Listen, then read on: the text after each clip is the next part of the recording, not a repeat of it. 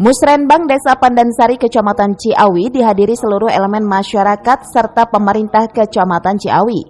Banyak hal yang dibahas atas masukan dari masing-masing RT dan RW. Di antaranya, bidang infrastruktur berupa pembukaan jalan baru, drainase, bidang pemberdayaan masyarakat, kelembagaan masyarakat Desa Pandansari.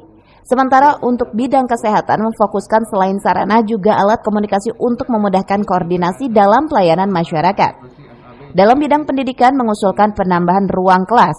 Selain sarana lainnya, kemudian Karang Taruna juga mengusulkan adanya pelatihan kaderisasi anggota Karang Taruna dan Linmas Pandansari mengusulkan seragam PDL yang dari semua ajuan membutuhkan dana sebesar 5,5 miliar rupiah.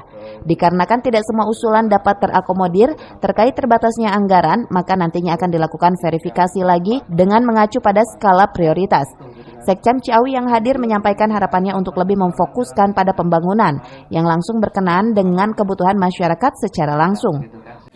Kita untuk tahun 2024 ya, dan mungkin kita prioritaskan ke pemberdayaan masyarakat, terutama mengenai kesehatan ya, karena dari prioritas untuk tahun ini dan tahun depan kesehatan itu merupakan